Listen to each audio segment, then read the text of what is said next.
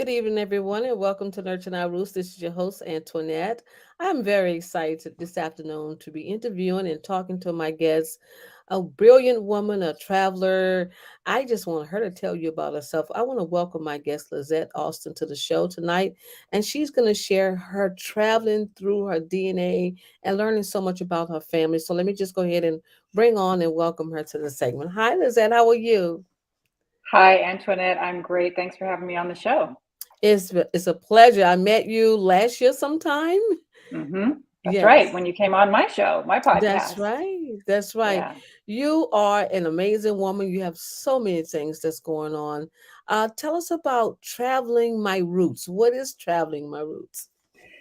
Yeah, thanks. Mhm. Traveling My Roots is basically a project I have right now. It's a DNA travel project where I'm Mhm. traveling to the places that my ancestors are from.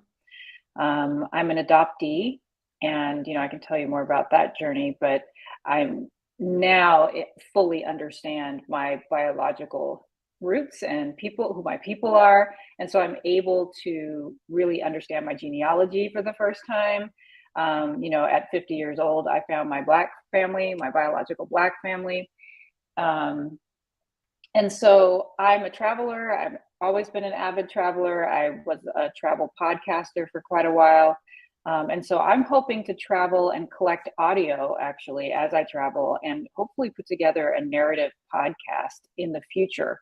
In the meantime, I want to soak in the experiences. I'm doing Mhm. some writing about it and stuff like that too. So, yeah. At what age did you learn that you was adopting? I learned I was adopted when I was about 4. I don't remember being Mhm. told, but my family told me at that time, and so I always knew that I was adopted, and I was adopted by well, I have some photos I can actually show if you want me to, but I can talk through some of those Sure. pictures. This was part of a presentation I gave last week for the University of Idaho. We're not gonna totally go on this entire slide deck, but let me go ahead and get to this slide. So these are my parents. These are my adoptive parents who adopted me when I was 6 days old, and I'm biracial. My biological mother is white, and my biological father is Black. And so my adoptive parents exactly mirrored that. Oh, really? My yeah, my adopt this is my adoptive mother who was from Montreal, Canada.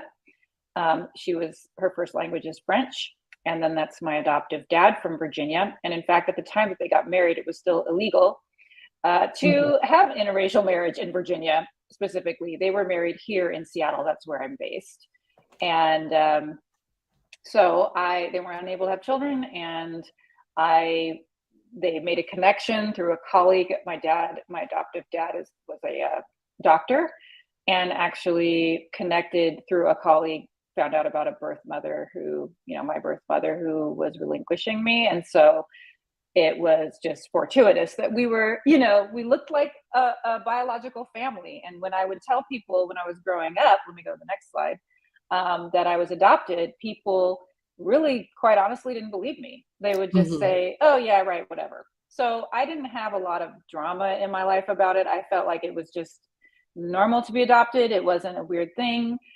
Some people who are adopted, if they're adopted transracially, right, and they don't have Mhm. people around them that really don't look like them, then it can be very stressful for them. But for me, it felt like Right. a blessing. Right. So that's to answer that part of the question. I guess if you want, I can just keep going with some of this Yeah, stuff and keep just going. explain Mhm. it. All right, all right.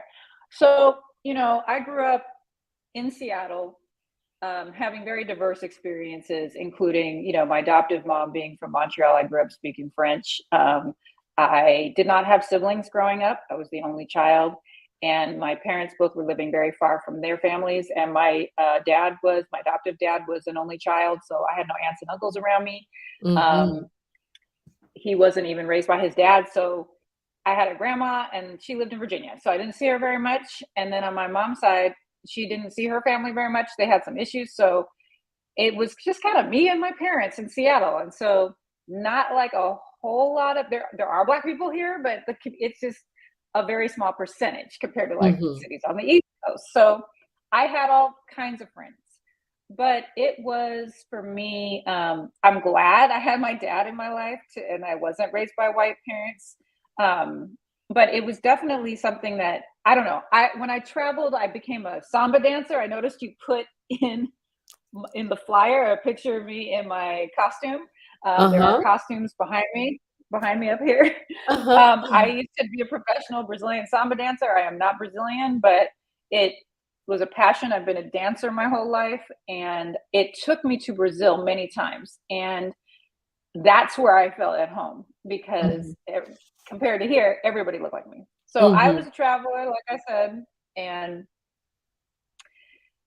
I felt like I didn't need to find my biological people until a doctor in my 20s said I really should know my medical history. At which point I did reach Mhm. out through the state to my biological mother, who's white. And that didn't really work out as a reunion at that time. We weren't Mhm. ready. But I also found out there was probably not any kind of way I was going to find out who my biological father was. And so I just had to set that aside and I moved on. I kind of put that behind me for a while till I had my own son. And then I started kind of thinking about it again. And little bit by little bit, I started connecting to my birth mother. I had some other children, so I met some of them. And then DNA came into the scene. And this is why this slide is here, is because I had started a podcast about travel and women in travel. I interviewed you for that podcast. But Mhm. before I knew my biological family, I just knew I wanted to travel to Africa because I was like, look, I can't even know who my people are. Right. But even if I find them, they're not going to know where they came from in Africa, probably. So Mhm.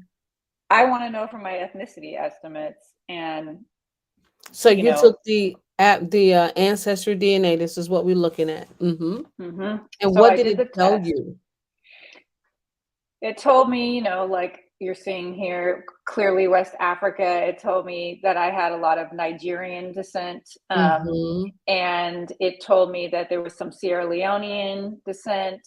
I think, this is the updated ethnicity estimate, but at the time they had Mali in there. They had all kinds of things, but um, I haven't looked at it even just recently. But the point was that all these matches, and why I put these up here, was my girlfriend who was adopted family.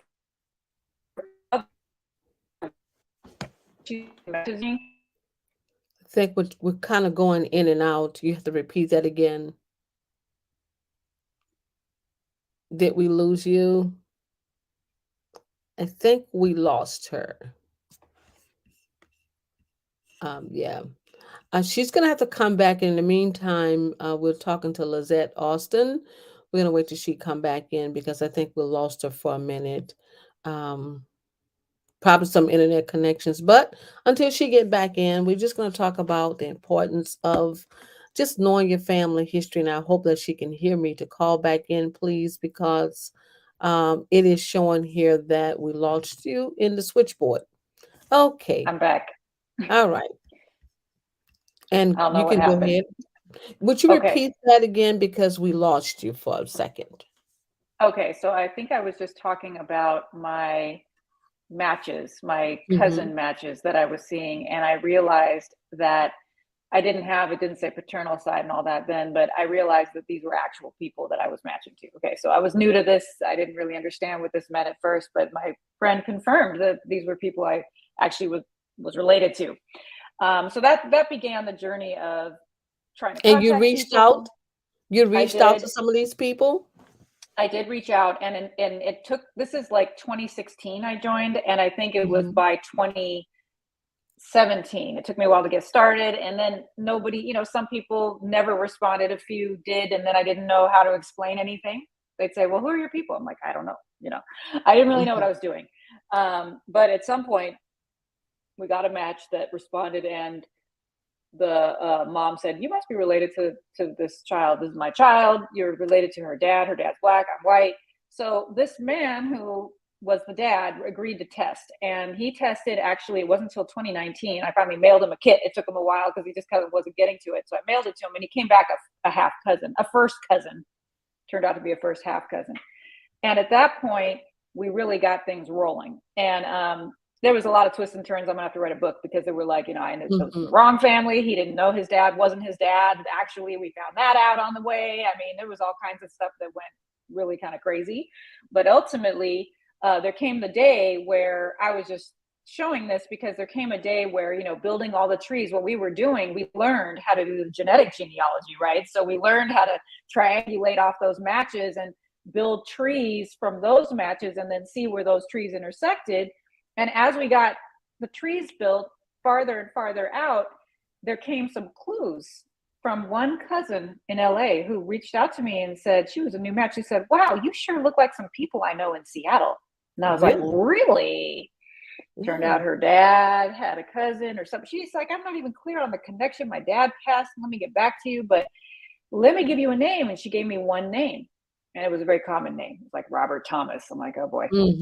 But it turned out my girlfriend spotted it. She said, there's a woman in one of these trees that I've built out off one of your matches. And she has a son named Robert Thomas. And you better go sit down because I'm going to show you the picture. I put it in Ancestry. And I took one look at this woman and I said, oh my God, I'm looking in the mirror. Like, to me, I was the first time I'd seen my eyebrow shape and the nose. And like, I just saw her. And of course, she did turn out, this is my biological grandmother. I did not know that at the time, but I got a chill when I saw her because I have pictures of me, especially when I was younger, that I look exactly like this. And I thought, what is going on? I must be in the right place. So her son, Robert Thomas, ended up being the father of a gym owner I had been a member of. So my cousin owned a gym that I used to teach dance class in, and I'd been a member of, and we'd known them for a long time. And it took us a while to figure this out, but it was on Facebook. We sorted it out. She said, I really think, whoa. She's like, wait a minute. Robert Thomas's daughter is, Flo. And I said, are you kidding me? So I called Flo, and Flo and I were like so confused and amazed. And then it turned out that I could talk to Robert Thomas. This ended up being the result, which is that I met Robert Thomas. He said, no, because at this point we could see that the woman, who my grandmother, Ollie Bell, they call her Big Mama, that she had about 11 children and she had 9 or 8 boys, but only 3 of them were the right age to be my dad. Uncle Robert, and I now know my Uncle Robert, was the right age, but he right away said over our lunch, he said, no, I was in North Dakota, no. He said, but I think my brother might be, I think I know who this could be. So he called his brother and said, excuse me, he said, do you remember all the people you've been with? And his brother's like, I don't know why you're asking me these questions. But anyway, long story short, he said, I'd want to know if I had a daughter out there. So he came over to the house, and this is us. That's my auntie behind me. We did not know this yet. But we're all, I'm explaining, I'm showing them the trees. I'm trying to explain how I got to them.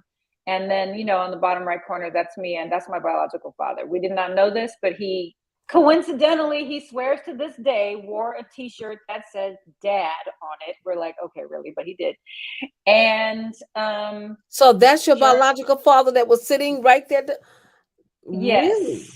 So it turned out, first of all, when we all sat together, my biological father, Willie Ray, he looked at me and he said, you're sitting next to my sister and you look just like her. So that's me and my auntie in the top right.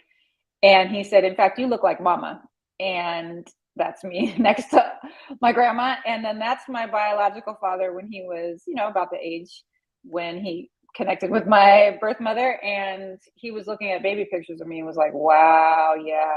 So was even before we got the DNA back. Any of you, was you emotional? Was the family emotional? Was that? Yeah. It was emotional, and it was also exciting, but we also, we didn't have the results yet, right? We're going to have to wait 6 to 8 weeks. So we didn't know for sure. But one thing I remember is Uncle Robert saying to me, well, I don't know. But by the time we were done with the evenings, like, I don't know if the DNA comes back like negative or whatever. He's like, we're going to adopt you anyway. That's what he said. That's so sweet. So sweet. Yes. And so when it came back, indeed, clearly he's my biological father. By then, we'd kind of sort figured it out because we started talking on the phone a lot. And then I gave him some more clues and he started remembering things. And then pretty soon, because by the way, if I haven't said this, he had no idea I existed. The family had no idea, none. It wasn't like, I'm not going to give all the circumstances around my origin, but let's just say that it was a brief encounter, and because of, different circumstances, Yeah. he was never told that there had been a pregnancy. And so they were not, dating or anything like that. So, and there were reasons for that. So anyway, it was a surprise, but the family has welcomed me. And this is my sister on the left there. She's like 20 years younger than me. And we're with Willie Ray, my biological father. And that's my brother in the top right corner. That's me with my Uncle Robert. And Uncle Robert and I have gone on our first big genealogy trip together, actually. We went to That is so Charleston last year. beautiful. What a beautiful journey. Yes, and amazing. And I will say there's been a bit of a, I feel like so many people went through so much in the pandemic. This happened, February was when we did the DNA test of 2020, and end of March is when we got the results back. So the pandemic had started. And at the end of that year, my adoptive dad, who I am very close to, passed away. So I went through this like transformative time of finding all these people and then losing my adoptive father. And I have to say, of course, there's no replacing my dad I grew up with. I have to, and nobody's trying to, but I have to say that these have been really welcoming and loving people. And both these men in this picture, my uncle especially, and my biological father, really, it gave me a lot of love and support through that time, which I would have never imagined would have happened. You know what I mean? So what a beautiful, what a amazing. beautiful journey, traveling your roots. And it's so beautiful, just the connection, just to know. And the fact that your father had no idea. And here later he found that he had this beautiful daughter. I can only see it had to be emotional and happiness at the same time. So much emotion, so much happiness, so much amazement, because we didn't know DNA would bring us together, and there really wasn't a way to know who he was. And then also, he had a rough time. He's doing great now, but in his younger years, he'd had a rough time. He could have died. I know a lot of adoptees that they never get to meet their parent because they pass away. I mean, I was 50 when I met him, and he was now like he was, 70 something, and it didn't have to go this way. So we feel very blessed that we got to meet each other. And we talk a lot and we see each other all the time. And I was going to say, I went from being a solo person. I have 2 siblings on my birth mother's side. I have 2 siblings on my biological father's side. I think I have 25 aunts and uncles. I'm not joking. I can't even count the cousins. And this is like a fraction of my family. And they all live in Seattle. And you have nieces and nephews? I have nieces and nephews. I went from, as my bio dad, Willie Ray says, he says, you went from like Lone Ranger to like the whole crew. Like you went totally the other direction, So it's been amazing. And so this is where we get into genealogy, right? Because through the process of learning how to do this, I had not been a genealogy nerd before that. Why would I be? I didn't know who my biological people were. Although I did help my adoptive dad though. Bill, this is the other funny thing. My husband's name is Will. My adoptive dad is Bill, and my bio dad is Willie Ray. So I don't know what's going on there. But so if you get confused, I won't blame you. But Bill, my adoptive dad, he wanted to know more about his roots. And I've done, I've done some explorations there with him. So I had used Ancestry for that a little bit. But when I got bit with this bug trying to find them, because at first I was kind of like, I don't know, how am I ever going to do it? But when we got that first cousin match and we took off, we were building trees. We found out how easy it is to get those records. We were just going crazy. And then I knew who the people were. I was like, wow. So we had a question. So now I'm in it, right? I'm in it. I'm trying to solve puzzles. You're too deep in it now. Yes. Now I'm way deep in it. In fact, the family is like, more about our history than we do, because not everybody's in the genealogy thing, right? So So I came across, we had a few mysteries along the way. There was a cousin match who nobody knew in this family and who, we couldn't figure out how she fit into the picture. My Uncle Robert was very keen on meeting with her, and we did Mhm. ultimately meet her in person. But we had to come up, me and my girlfriend, who's also helped me a lot, we were trying to sort this out. And we had this suspect here. This man is my great grandfather, Joe B. And he was Joe B. Trotter. But the thing was, we were pretty sure based on DNA matches that he had to have been born a Gamble, because there weren't really many Trotters in our matches. So once you Mhm. get into this and understanding this, Yeah. you really want to know what's going on here. And so I came across a woman.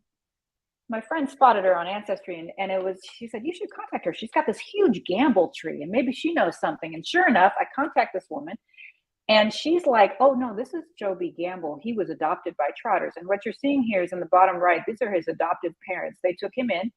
We're still not clear on Wow. what exactly happened, but I since have met another cousin who does know. He heard that there was some issues with the Gamble family, and for some reason, it was his dad. Mhm. His dad. Whatever, something happened. He ended up with the Trotters, but Joe B did use the Gamble name sometimes, and Mm.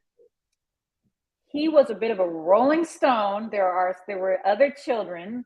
Um, he had many different children with many different women. I mean, I think like looking at the hat, and he had a car apparently at the time, which was kind of rare. And so he had one daughter that has the Gamble last name. So anyway, this woman I found said, "Oh yeah, I actually spoke to someone who knew him, and I can tell you exactly who his father is." And so it confirmed what we were finding on DNA. So it was very exciting. And One I, question I yes, have one question for you. please, Now, yeah, all these beautiful photographs that you're showing right now, yes. did you find that on Ancestry or did the family share it with you? So this particular photograph of him came from my aunt, who, when I Mhm. went to her home, said, "Oh, I have a picture of him right on my mantle." And so she allowed me to scan the photo. And I had, because I was talking about him, I said, "Oh, this, I saw him in the tree and stuff." And so she gave me the photo, and then the photos on the top right is Joe B. Younger, I think, in the white t-shirt. I mean, the white shirt Mhm. with the necktie, and that's his daughter who went by the name Irene Gamble. So she had his last name. She's my grandmother. She was my grandmother's half sister. So and then I started talking to everyone. Said, "You've got to talk to James, this other member of the family in Texas. He knows everything." And that's who gave me these details about him. Oh yeah, there was something with the Gambles, and he wasn't really a Trotter.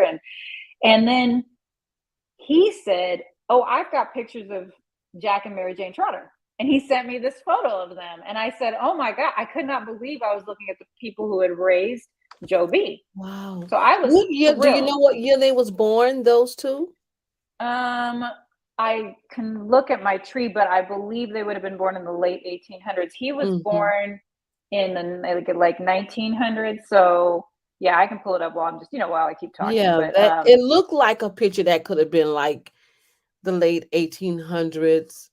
right, that's what it looks like to me as well. And so a really amazing photograph, don't you think? I mean, sharecroppers in Yes. Arkansas, they were all from Yes. Arkansas, my people from Arkansas, and Yes. originally from South Carolina, because they were brought Mhm. to Arkansas, of course, as slaves. But um, yeah, I'll see if I can figure that out. Mhm.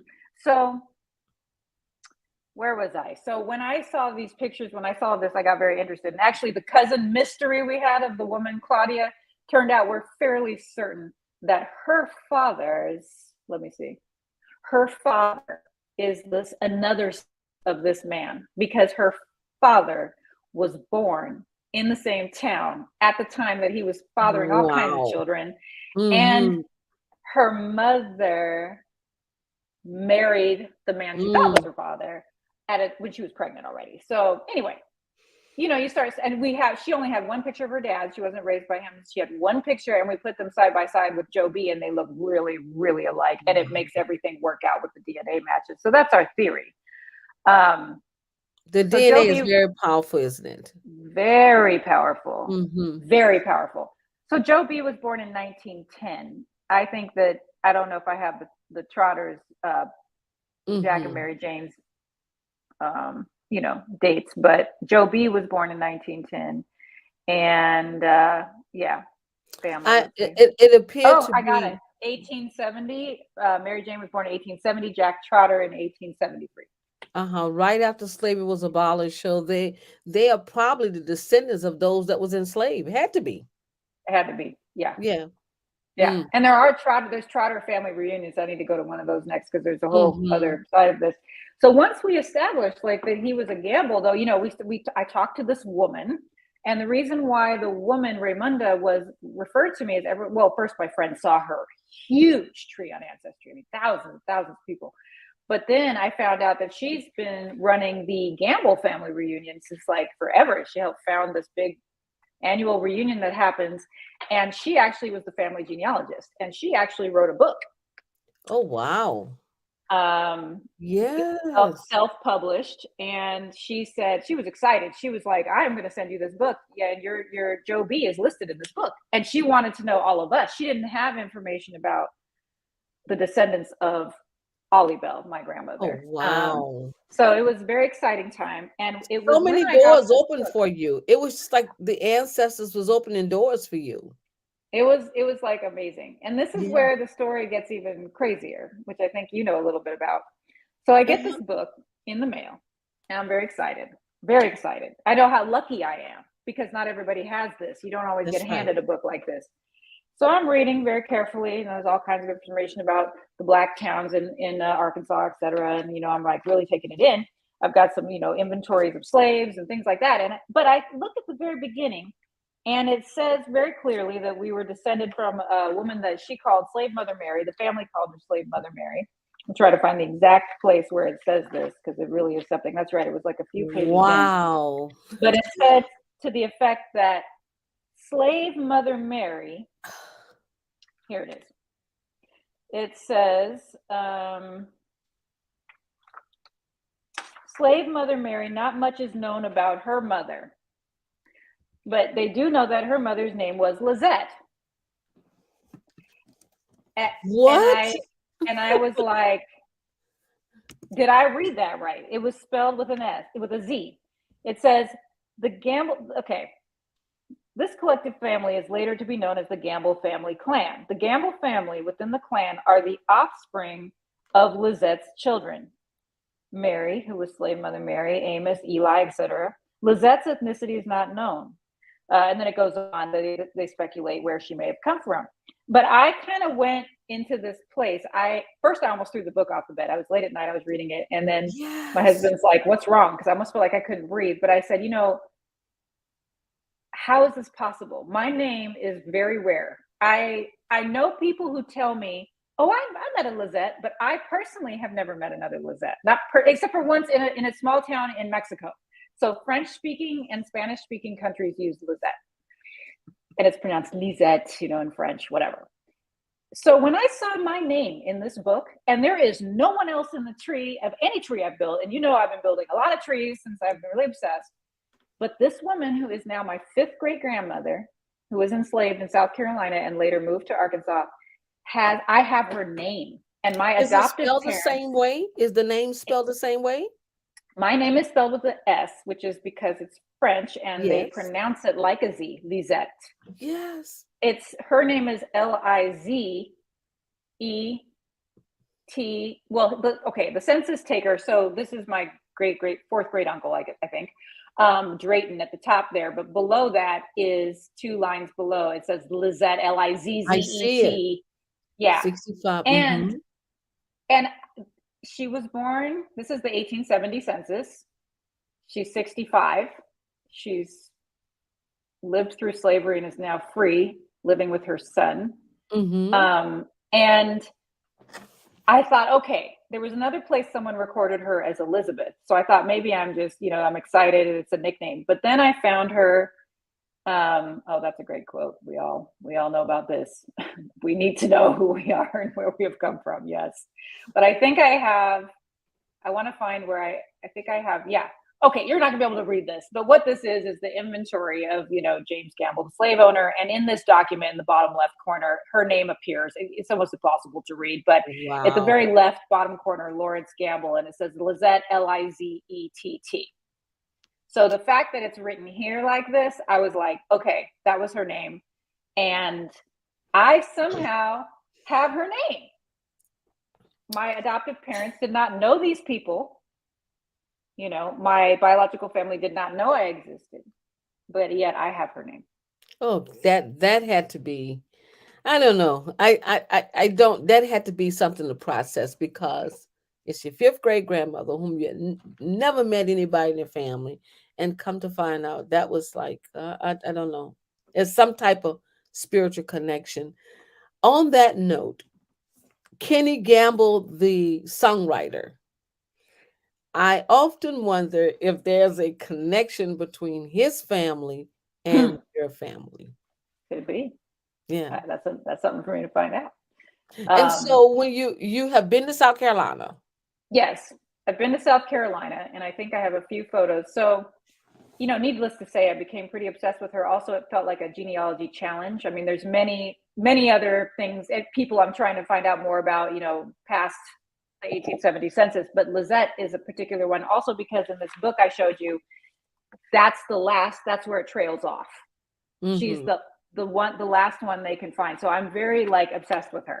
So she Yeah. was in South Carolina, and they don't know much about her, so I'm trying to find out more. I've looked through bills of sales. I've been looking and looking and looking. I Can want we to go get to back the to Charleston? Can we go back there 1 minute? sure. Okay. Okay. Bill of Sale So Negroes. Okay. family So you search. you searched this field, nothing came up. No, Hmm. not yet. And I've been to Charleston once, but I'm going to go back because I didn't have enough time to do real research. This was showing again, this original talk that I'm pulling these slides from were for people who don't even know much about Hmm. genealogy Hmm. or what the challenges are when you have enslaved ancestors and stuff. So I was kind of showing them bills of sales. Lizette, I was at the Charleston State Archives there, Mm-hmm. and just going there, it's a very welcome and warm place to research. So, Great. hopefully you find a lot. Mm-hmm. And notice I quoted you from my podcast Yeah. in my talk that I gave last week because I was talking to you about how do you grapple with seeing your people, because for me this was the first time, like, I've known about Black history, I've known all the, Hmm. we know all the things, we know what's happened, but when you see as we go through documents and you Hmm. start seeing your uncle on the Reality. wagons and the pigs and the Yes. wagons and all the stuff, Yes. and their prices listed next to them, I was talking about my emotional distress and not being able to sleep and how it's so personal. And then you had said this about, yeah, it's emotional. You want the door to open, but you never think about the dark side of that. And the dark side is the reality of slavery and what slavery did to my family. And that's where it gets Hmm. personal. You just have to go through it. You have to feel it. If it wasn't for that strong ancestor who survived the cotton fields and all the worst atrocities, you wouldn't be where you are today. So you find a way to get through. So I really loved what you said. Oh, wow. Wow. Well, thank you, because that's what get me through it. I have to go through it, that dark side. And Lizette, that's a part that many people, they don't want to deal with that side. And I can understand it because it's very painful. Everybody's journey, there's similarities and then there's differences. Right. And Right. when you come across those differences, it's your journey. It's Mm-hmm. going to be happy. It's going to be sad. It's going to be emotional. It's going to be so many things, but that is the journey. That's the That is part the of the journey. journey. Yep. And you really were telling me, like, you have to feel it. It's part of getting to know my ancestors as best as I can, is feeling all of that. I don't know. It's just, they went through a lot more for me to be here. So, Yeah. And um, we feel like to forget them is a dishonor to our ancestors and to ourselves, not just to our ancestors, but to us yeah, as well. Because I feel like those lessons are the lessons that help to build the strength and character in each one of us, you Indeed. know. And if we just take the time to go back, and as they would say, fetch the best in the spirit of Sankofa, so that we can Mhm. move forward. But what are we moving forward from, and where are we Mhm. going to? You know, Mhm. based upon the Mhm. knowledge that we have of ourselves through genealogy research. Mhm. Yes. And I don't know, it's just been a phenomenal, especially for me as an adoptee too. I had a double disruption, a double rupture, right? Like in my Hmm. family history, I lost knowledge of my original people. They do things differently. It was a closed adoption, and I was completely like not ever supposed to know. They don't quite do it like that anymore, and I'm really glad, Wow. because even though I gained a wonderful family, I was being denied a part of myself, and to get that back, and then to be able to learn of my ancestors has been so powerful, that even the pain of it at times is still just so healing. And I feel like it's my duty or something. I feel like, I remember you told me during the interview I did with you, you turned the tables on me and started almost interviewing me on my show, where you said, wait a minute, how do you feel about this? Like, this is a big deal. And then Yeah, you were like, I couldn't I help think myself. she's like, you're like, I think she's calling to you to tell her story. And I'm like, that's how I feel. I feel like Hmm. there is a special connection that I've somehow been able to find my people, but also to find out that Lissette, the one we don't know much about, I carry her name. Like, what is that? So Yeah, I'm willing to go to any lengths at this point. yeah. How could that happen in a million years? You know. It's amazing. Mm. So Hmm. this is the logo for my project, and what it's showing here is the different places I'm going to go. So here is Oh wow. reflected my African roots as well. So there's starting with Africa. I guess I'll start with Sierra Leone on the left, Hmm. and then Ghana, Rwanda. Okay, I'm Wow. not gonna lie.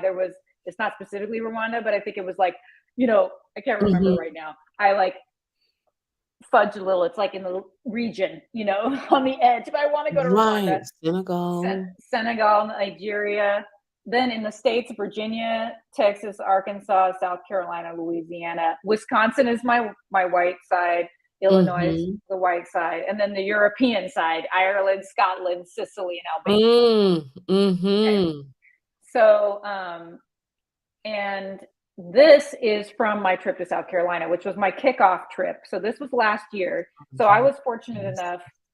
Thank you, my dad, my adoptive dad, who I miss dearly, did leave me a little money, not a ton, but enough that I was able to take a travel sabbatical, a couple years, to focus on genealogy and travel. That is so nice. We stand on So, our ancestors' hopes and prayers. I like that. mhm. We are the so dream of our ancestors. That is so true. this We can't are stress that enough, how they dreamed of us and everything that they did, from working in those cotton fields, buying their own land, building their own house. Everything they did was to give us a better future and a life that they was denied, you know. yeah, And so we owe that. We owe everything that we do. We owe it to them, because a lot of the things, Lizette, they didn't have the privilege to do, but they knew that one day you would have that opportunity. And that's why it's so important that we do what you are doing right now. yeah, I feel it. And I was Yeah. I was amazed because um, I found out, speaking to Raymunda, right? I'm learning about this family reunion she has every year. She said, "You need to come. You need to come in this year. You need to come." Actually, it was like the next year. Come in 2022. And she said, "We're meeting in South Carolina this year. They change the location every year. They hadn't been to Mm-hmm. South Carolina in like 18 years." And I was like, "Are you Mm. kidding? I'm going." So like I'm there. So I told my uncle Robert about it, and he's like, "I'm going too." My bio dad doesn't like to fly, so he was like, "I think I'll set this one out." But my uncle Robert came along, and that's us there with Raymunda, the author of the book, Yes. and they had the T-shirts made. And then pretty soon I found myself, on a bus. That's actually, yeah, on a bus. That's a little clip of us traveling from Charleston out to Neesmith, South Carolina, to go to the lands where our people were held. And I'm on a bus with, you can't tell here, there's only a few people here, but there was maybe like 40 of, or maybe 30 of us, maybe something What like part of that. South Carolina? Neesmith is north, a little bit north and Mhm. east of Charleston, about an hour and a half to almost 2 hours, hour and a half. Was And that in, some of the Gullah Geechee communities? Did you find any yeah, it connection wasn't there? like in the islands part, but it Mhm. was, I'm sure there's probably connection. There was no specific, not like when we went to the islands. We went on some tours and went to the Right. islands and these Gullah Geechee communities. But I feel like it's in that area. It's not far from Mhm. Charleston. But no, I didn't have a specific like. Okay. I don't know yet. But this, I mean, they weren't in the communities living in. They were living out on this, plantation, small plantation. In the house, And in the very bottom, what is that? so sadly, the house that my people were held in, the Gamble house in Neesmith, they moved the house. It looks, just a basic house. It wasn't Yeah. very extravagant. They moved it, the family moved it, the white family, and then they wouldn't allow, I don't know the backstory, but we were not able to go to the actual house. But we were able to go to the neighboring people who, it was a family that when the white people, when slavery was over, I guess some of the people in the area just left, and they left the land to the black slaves in some cases, or sold them to them cheap, or just gave them. I didn't really know about that. I mean, I'm kind of newer to all this. I was like, really? So this particular family owned this house, and we sat there. It was the Presley. I can remember. Yeah, it was Presley, and there Mhm. was another name, but they weren't related directly. But there were some marriages. If you really get into it, the Presleys were married in. But she was willing to have us come. They owned the land still. The descendants of the people who got the land from the slave owners, the former slave owners, they then turned it into a vineyard, and they sell muscadine grapes. I wish I had those Okay. pictures here. I don't, but we got to sit Mhm. and hear their whole family history, which was incredibly enlightening. And she has a small museum she runs in the little area there, and it just helped fill in the gaps for us about Mhm. what life was like, because she remembered all the stories that have been handed down. So there aren't any of our people still there, but that was Mhm. just really special. So that's what that Yeah. house is. And this is a picture that came out extremely blurry, apparently, of a lot of us getting off the bus. It was like herding cats. There were some that still didn't make it in the picture. But anyway, that was, will give you the size of the group there. Oh, well, Africa has history. That's a whole new topic. But basically, this experience with my cousins, and then going, knowing, here, let me go back to this slide for a minute. Okay, so these folks in the photo, these are our ancestors. These are all the children of Lissette. Mhm. Oh, wow. And Mhm. so mine is John Gamble, who is the third from the left. So he's next. He's on the right of the man with the hat. Mhm. So he looks extremely white, and in fact, Raymunda has a great story about in the '80s going to meet with the white Gambles, and she pulled out some photos of our people, and an older woman came in who wandered in and said, "Oh, why do you have pictures of dad or whatever?" Oh, wow. Because honestly, I feel like out of all the people, Raymunda says, if you can never know who the father was, right? There was all this, rape and everything going on, and people Mhm. being loaned to other slave owners and stuff. So you don't really know. She often has just unknown white male for the father. But she said, honestly, John, I'm pretty sure was the slave owner's son, because this woman came in and was like, "Oh, why is why is a Yes. photo of my dad here?" Or whoever it was. It was like not her dad, but somebody in the family. And so I loved that story, just because, well, Raymunda then quickly put the pictures away, because at the time she didn't want to ruffle any, she's like, "Oh Yeah. dear." But I really feel like it was a powerful experience for me to be able to see that, for her to tell me that story, but also Mhm. to know that all these people on the bus, that's how we would like talk to each other. We'd be like, "Oh, who's your ancestor?" And so they're all descended from each one of these Uh-huh. siblings. Each one of the people here, the 7 Hmm. people here. Right. Mhm. So I would say, "Oh, I'm from the John That's Gamble line." And they'd be nice. like, "Wow." And so it felt so emotional Mhm. for me to know that I was with all these descendants of these enslaved ancestors of And ours the who made different it through. branches coming together. You see, Yes. because that's something that I very, I speak about that all the time on my private family pages, is that although we come from different branches, but we from the same roots, and we cannot allow ourselves to be separated. We're all one, and we're stronger as one. I couldn't even imagine being a mother myself of two children, and they separate themselves down the line according to a branch. No, we're the whole Mm-mm. tree. That's right. But That's embrace the right. entire tree. That's right. Um, and it meant so much to connect with that tree, to actually see Mhm. the living people, and then to stand on the lands, because we did get out in Mhm. different places and Yeah. stand where our ancestors walked. Mhm. This is the goal of my project, just being a traveler, but also I just believe you don't really get a full sense of something until you've been to where it happened, even if it's not all happening now. Exactly. I just, Exactly. feel it. We went in August, so I got to feel the heat of South Uh-huh. Carolina in the And what summer. they experienced.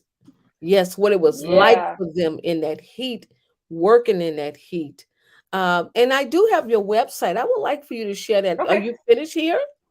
I believe so. Let me just make sure there isn't anything. I think I was just talking about, doing some African ancestry. Yeah, that's it. We can Mhm. exit that. Mm-hmm. I am I've so shared. happy to I just want to share your website because I like, first of all, traveling my roots. That's very important because I just I've had this opportunity to travel almost every place that my ancestors Mm-hmm. once lived, even tracing my maternal roots back to Nigeria, Africa, and Mm-hmm. going to stay with the Tuareg people there for 2 weeks. Mm-hmm. And I'm very fortunate right now to live in the same area where my ancestors was held enslaved. So I'm not Mm-hmm. very far from the courthouses. I'm not very far from people who I would want to interview. And what I can Mm-hmm. tell you, Lizette, is that the further we are becoming removed, we're not having that oral history told to us like it was back in the time, because Mm-hmm. a lot of the people that I interview right now in their 70s, they'll tell you we wasn't allowed to sit around, the grown folks when they was talking, so we don't know much. So you look at them and say, wait a minute, how could you not know? But then when you think about that time and period where they didn't allow children to sit in adult conversations, so that would Mm-hmm. be just about right. But Right. I like the fact that you're traveling your roots I am. Yeah. and you It's built your own website. Let's talk about that. yeah, I'm actually a web designer. Yes. It's I didn't talk a lot about my career stuff. I spent a lot of time doing research. I spent years at the university, yeah, running research projects, but I always had a side hustle. They call it now a side hustle. Back then, I just called it flexibility, so I could travel. I didn't like working full time. So at some point, I went from freelance writing. I started picking up how to build websites. So I've been doing this over a decade, and I'm able to make my own websites when I need one. So that's handy. But I also do work. I still now have, even though I took some time off last year to travel, I ended up having a few health challenges that slowed me down a little. So I picked up a little web design work. What's beautiful about it is I can do it anywhere I am. So That's the great thing about it. You can make money and travel. In I our can make money and last travel. 10 minutes, I want you to talk about, I know just with traveling, the last couple of weeks, everywhere I went, it was like, the dollar bill is really collapsing. Yeah, Do you feel as a woman in most of the places you travel, have you traveled those places alone? some of them. I just spent actually a month in Mexico alone in February. So I do travel alone at times, and I know it was at the time that everybody was really freaked out about. I mean, Mexico's getting pretty, a bad rap right now, and it is scary in many ways. But where I go is very safe. It's Iguatanejo. Hmm. But anyway, I do travel alone, but I often travel. My husband is a professional photographer, so especially for this project, I want to have him with me. He can capture a lot of amazing images. Wonderful. Hmm. Yeah.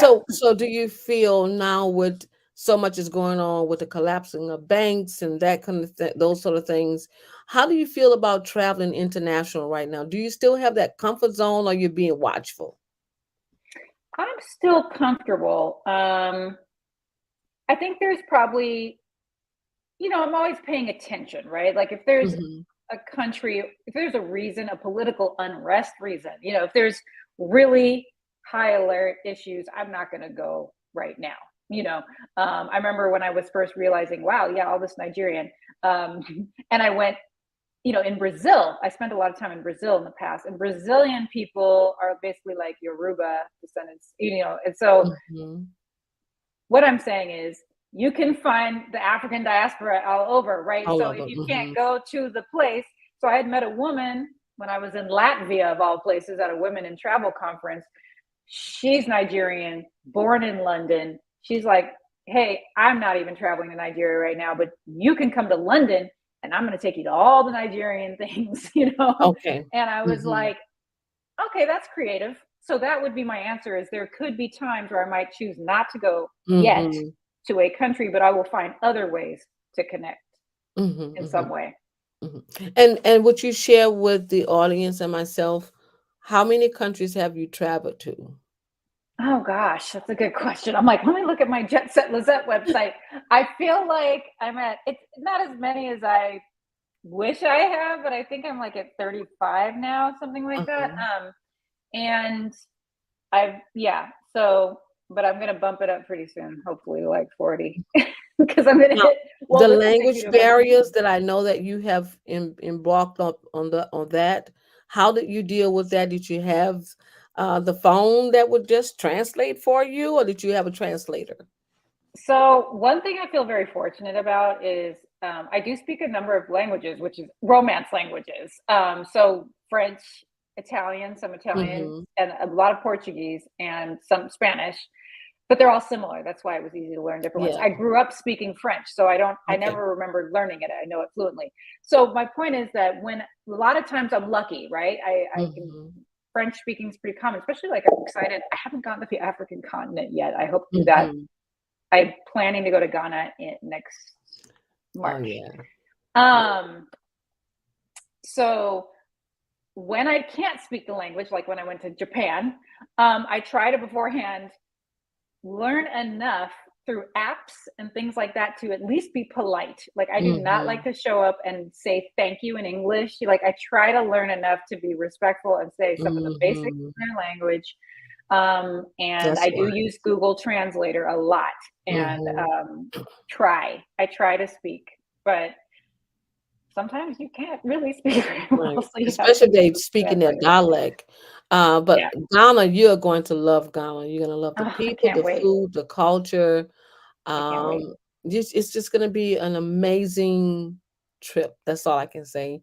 Yeah. I was hoping to be able to go back to Ghana this year, but I diverted to Kenya, so I'm still watching what's going on. But Ghana, I miss the ocean, I miss the food, the fresh food, fruit and vegetables.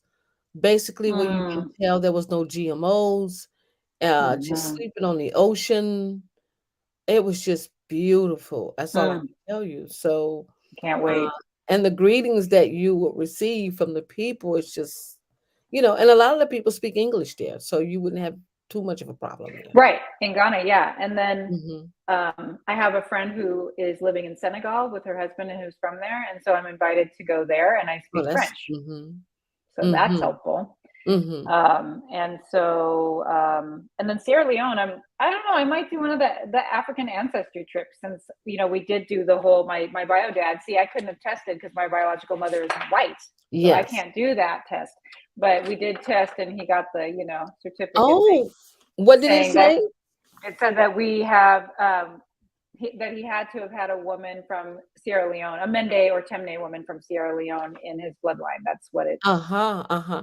So I see where you have interviewed Gina Page before. Yes, I did interview Gina Uh-huh, Page on the uh-huh. podcast. That's another place you can find me, is Jet Set Lizette, my podcast, but the Globetrotter Lounge, wherever you listen to podcasts. I interviewed you. I interviewed Dr. Gina Page. I interviewed a few other people who do like Black history tours in the United States. Mm-hmm. Kelly McCoy, she's my genealogy buddy. So the last season I did, since I was all about this, I turned it into kind of a traveling your roots podcast That's season. awesome. So yeah, That's awesome. so That's I might do awesome. their trip to Sierra Leone. So right now, yeah, Ghana, I'm going to do dancing. I'm going with a dance tour, a dancing group thing. And then I'm Uh-huh. going to do, yeah, visiting friends in Senegal and then Sierra Leone. I was the very first person in Louisiana, the state of Louisiana, to take the African ancestry DNA test. Really? Yes, yes. I had been following Dr. Rick Kittle and Dr. Page for a very long time. And my youngest son was the first young person to take the African DNA test. Wow. And really, what was so amazing about that, I had driven to Greensboro, North Carolina to meet with the Tuareg people before I go to Ghana. I mean, not Mm-hmm. Ghana, Nigeria. And they just opened up so many doors for me. Mm-hmm. So many doors. That's all I can say. And Wow. I did my homework. I can actually say I did my homework. Mm-hmm. Wonderful. Yeah, I So can't in wait to go. closing, do you want to share anything else? Wow, we covered a lot. I just thank you for this opportunity. I mean, I'm definitely feel like a newbie. It's been, I guess it's been 3 years since I really knew all the things, but maybe going on 4 years now since I really got into the genealogy piece. But, I'm just grateful to be able to share this story with you. And, you really helped me a lot too when you came on my show and we talked through some of those things. It's just knowing there's people like you doing the work you're doing, it's like you're my hero, because it gives me hope. It gives me hope that I can find more to keep at it. You're like, it can take a long time, but don't stop.